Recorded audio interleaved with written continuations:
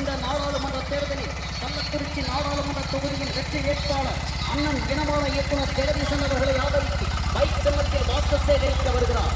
நாள் 11/4/2024